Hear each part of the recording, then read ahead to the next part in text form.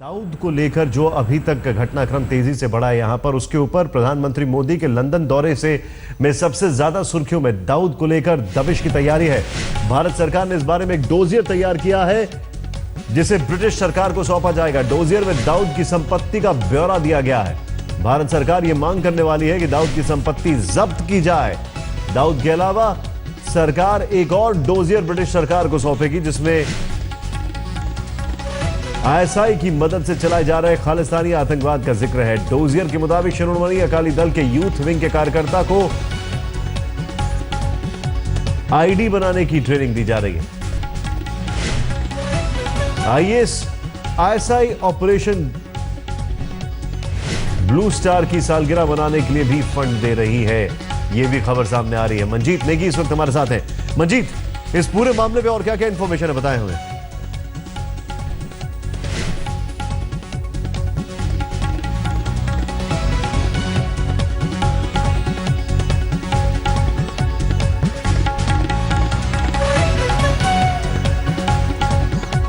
यानी इस वक्त की ये बड़ी खबर हम आपको बता दें। बड़ी खबर कुछ इस तरीके से आ रही है हमारे सामने कि एक डोजियर सौंपा जाएगा और ये जो डोजियर सौंपा जाएगा इसमें कई चीजों का खुलासा होगा, खासकर ये देखते हुए कि जो संपत्ति है दाऊद इब्राहिम की उसके ऊपर ताला लगे। डोजियर में दाऊद की जायदाद का ब्यौरा होगा।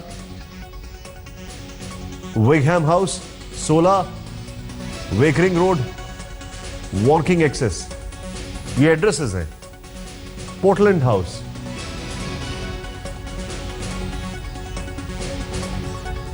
सेंट जोन्स और वुड रोड लंदन, ये एड्रेसेस हैं दाऊद इब्राहिम के, जिसके ऊपर ये कोशिश की जाएगी कि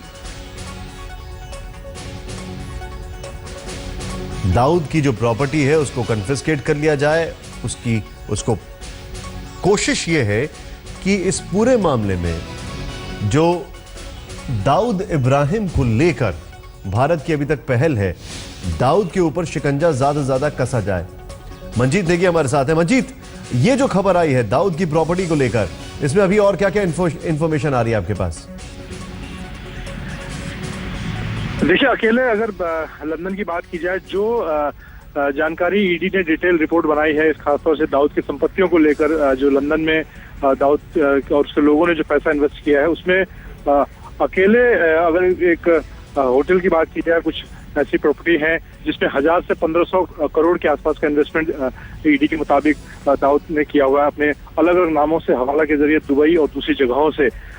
इन सारी संपत्तियों की जानकारी भारतीय जो एजेंसियां हैं उन्होंने तैयार की है और अनस्य अजीत डोभाल अपने साथ एक डिटेल डोजियर लेकर गए हैं, जो कि शाम को जब प्रतिनिधिमंडल की बातचीत होगी 7 बजे के आसपास, तब ये जानकारी, ये सारी चीजें ब्रिटेन की अथॉरिटीज को दी जाएंगी और उनसे ये भारत सरकार की मांग होगी कि जिस तरह से दुबई सरकार ने कार्रवाई करनी शुरू की है दाऊद के खिलाफ, उसका जो आर्थिक साम्राज्य है उस पर शिकंजा कसने की, उसी तरह से इन संपत्तियों की जांच की जाए, उनकी डिटेल जानकारी, उनके किस बेनामी नामों से और इन्वेस्टमेंट किया गया है, वो सारी जानकारी ब्रिटेन अथॉरिटीज को दी जाएगी। एक और चीज मैं आपसे यहां से समझना चाहूंगा कि दाऊद को लेकर जो ये पहल है, इसके अलावा और क्या क्या चीजें हैं जो उम्मीद की जा रही है दाऊद के लिहाज से, उसके नेक्सस के लिहाज से, क्योंकि जाहिर सी बात है काफी सारी इंफॉर्मेशन छोटा राजन से भी निकली होगी।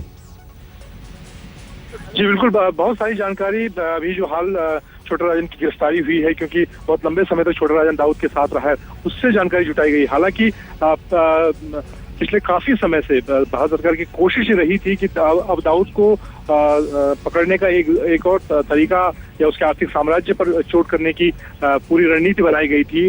उसी लिहाज से सबसे पहले दुबई रोकूंगा मैं आपको। मंजीत, इस वक्त हमारे साथ अंजना भी जुड़ी हुई है। अंजना, क्या क्या इंफॉर्मेशन है आपके पास दाऊद के लिहाज से? क्या रणनीति होगी भारत सरकार की?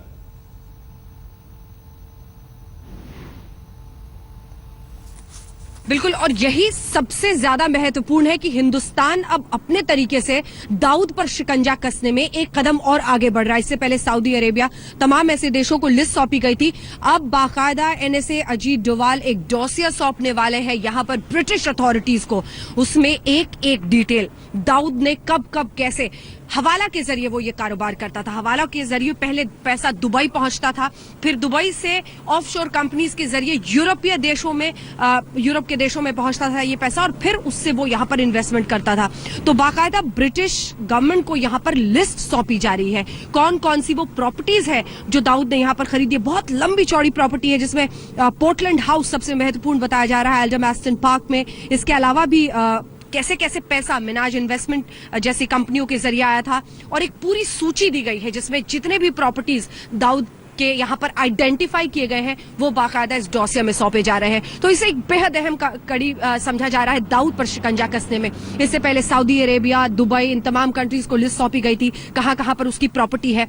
वही पैसा हवाला के जरिए 1500 करोड़ 2000 करोड़ से ऊपर की रकम बताई जा रही है। उसने कैसे एक कायनात पूरी अपनी यहाँ पर ब्रिटेन के अंदर जमा रखी है, प्रॉपर्टीज में इन्वेस्टमेंट किया हुआ है, उनकी लिस्ट इस डॉसियर में। यानी अब हवाई बातें नहीं हो रही हैं, अब सूची है, अब पता है, और अब ये सारी की सारी जिम्मेदारी इस डॉसियर के बाद यूके की सरकार पर होगी कि क्या वो कुछ अहम कदम उठाते हैं, क्योंकि सऊदी अरब हो, इन तमाम देशों ने कदम उठाने शुरू कर दिए हैं। तो दाऊद के कितने करीब हम पहुंच सकते हैं ये महत्वपूर्ण है, लेकिन कम से कम जिसको आप कह सकते हैं जिसके जरिए उसका पूरा फाइनेंशियल कारोबार चलता था, उस पर शिकंजा कसकर उसका गला घोटने की कोशिश आर्थिक रूप से जरूर की जा सकती है, जिसमें अगर ये पूरी सूची है प्रॉपर्टीज की, उसके खिलाफ कार्रवाई होती है, कॉन्फिस्केट किया जाता है, उन एरियाज को उनको जब्त कर लिया जाता है, उस तमाम इमारतों को जहां पर उसने पैसा लगाया है, तो ये हिंदुस्तान के नजरिए से एक बहुत महत्वपूर्ण कदम होगा। और अजीत डोवाल ने खुद ये पूरी तैयारी की है। जैसा कि आप जानते हैं, अजीत डोवाल ने शुरू से भी एनएसए ने बहुत पहल की है दाऊद पर शिकंजा कसने के लिए। तो ये एक अहम कड़ी मानी जा रही है। डॉसियर में दाऊद ने कैसे हवाला के जरिए यहाँ पैसे लाकर फिर कहां कहां पर प्रॉपर्टीज खरीदी, और जाहिर तौर पर बातचीत में ये दबाव डाला जाएगा कि अब दाऊद पर शिकंजा कसने में आप हमारी मदद कीजिए, ये जितनी भी उसकी प्रॉपर्टीज है, संपत्ति है, यहाँ पर उसको जब्त किया जाए। शुक्रिया अंजना इस जानकारी के लिए आपका। और सीधे चलते मंजीत इस वक्त हमारे साथ हैं जिनके पास वो डोजियर मौजूद है। मंजीत से हम ये जानने की कोशिश करेंगे कि आखिर इस डोजियर में क्या क्या चीजें हैं और कितना फलदायक, कितना फ्रूटफुल हो सकता है प्रधानमंत्री का यह दौरा, खासकर यह देखते हुए कि ये उस बैकग्राउंड में आ रहा है जब अभी छोटा राजन से शायद बहुत सारी चीजें निकलवाई गई होंगी। मंजीत नेगी इस वक्त हमारे सहयोगी हमारे साथ हैं। मंजीत बताएं, मंजीत हमें आपके पास डोजियर बताया जा रहा है और क्या क्या इंफॉर्मेशन है इसमें? देखिए, हमारे पास जो कॉपी मौजूद है डोजियर की, 2 पेज फिलहाल मेरे पास मौजूद हैं। इसमें अगर संपत्ति का हम देखें तो करीब 20 से 25 ऐसी संपत्तियां हैं जिनके पूरे पते के साथ इसमें बताई गई। हालांकि बहुत लंबा जो डोजियर शाम को अजीत डोवल ब्रिटेन के अथॉरिटीज़ को देंगे, अपने संबंधित अधिकारियों को सौंपेंगे, उसमें और विस्तृत जानकारी लेंगे। हमारे पास जो आधिकारिक तौर पर जो जानकारी मिली है, जो कागज़ हैं, उसके मुताबिक काफ़ी लंबी चौड़ी लिस्ट इसमें है, और बाकायदा किस प्रॉपर्टी में कितना इन्वेस्टमेंट किया गया है, किस इलाके में वो प्रॉपर्टी है, ख़ासतौर से होटल का जिक्र किया गया है। 2 होटल हैं, पेंट हाउस है, इसके अलावा कई और प्रॉपर्टीज़ का इसमें जिक्र किया गया है। और ये एक पूरा नेक्सस, यानी कि दुबई से लेकर लंदन तक हवाला के ज़रिए, हालांकि बाकी देशों में, करीब 5 देशों में दाऊद और उसके जो उससे जुड़े हुए जो लोग हैं, उनके पूरे कारोबार का कच्चा चिट्ठा पिछले 5-6 महीनों में अजीत डोवल, उनकी टीम ने तैयार किया है, इन्फोर्समेंट डायरेक्टर ने तैयार किया है। लेकिन फिलहाल अभी ब्रिटेन के साथ जो बातचीत होनी है, शाम को प्रतिनिधिमंडल की जो बातचीत होनी, उसमें खासतौर से ब्रिटेन और आसपास जहाँ पर दाऊद की जो संपत्ति, वहाँ पर इन्वेस्टमेंट किया गया है, उसकी जानकारी दी गई है। मंजीत, मैं आपके पास वापस आ रहा हूं। अंजना हमारे साथ मौजूद है, उनसे भी एक चीज। अंजना, दाऊद का जिक्र यहां पर हो रहा है, लेकिन हम बात अगर खालिस्तान की जाए तो खबर यह भी है कि सरकार खालिस्तान से जुड़े आतंकियों पर नकेल कसने की तैयारी कर रही है। इस लिहाज से प्रधानमंत्री वहां पर क्या अपील करेंगे?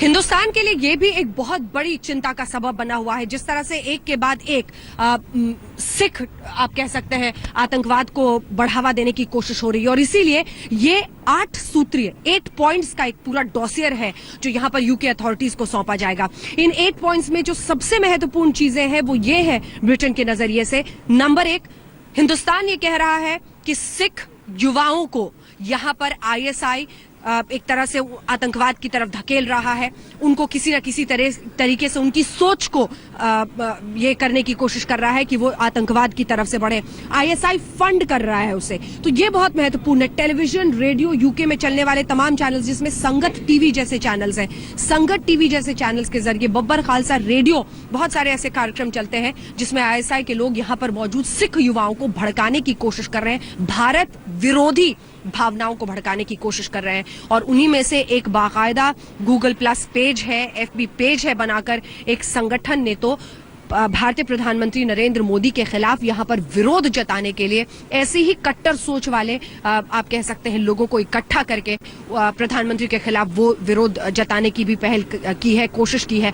तो ये महत्वपूर्ण है कि हिंदुस्तान ये बता रहा है यूके को कि ये जो विरोध है ये कट्टर लोगों की है जो आतंकवाद को बढ़ा रहे हैं। आईएसआई स्पॉन्सर्ड ये विरोध है, क्योंकि वो आईएसआई ही है जो यहाँ पर यूके की जमीन में सिख युवाओं को आतंकवाद की तरफ ढकेल रहा है और एक बार फिर से अनरेस्ट कराने की कोशिश कर रहा है, फिर से एक बार परिस्थितियों को खराब करने की कोशिश कर रहा है। और यूके के नजरिए से अगर आप देखें तो ये बहुत बड़ी बात है, क्योंकि ब्रिटेन हमेशा से चाहे अमेरिका हो, इंग्लैंड हो, परेशान रहे हैं जिस तरह से यहाँ पर मौजूद युवाओं को, चाहे वो सिख हो चाहे वो अन्य जातियों के हो, उनको कैसे कट्टर सोच की तरफ जाने से रोका जा सके, ये उनकी एक बड़ी चिंता है। तो अगर हिंदुस्तान बता रहा है पॉइंटेड तरीके से, ये देखिए संगत टीवी यहाँ पर एयर होता है, ये देखिए ये रेडियो, ये सब भारत विरोधी भावनाओं को भड़का रहे हैं, आतंकवाद में इन बच्चों को धकेल रहे हैं, तो जाहिर तौर पर ये एक कोशिश होगी हिंदुस्तान की तरफ से कि यूके अथॉरिटीज पर दबाव बनाया जाए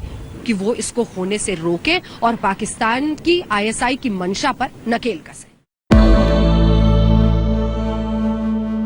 नि स ग म म म नि प म ग नि प म ग स नि प म नि स प स। जहाँ तक याद आती रहेगी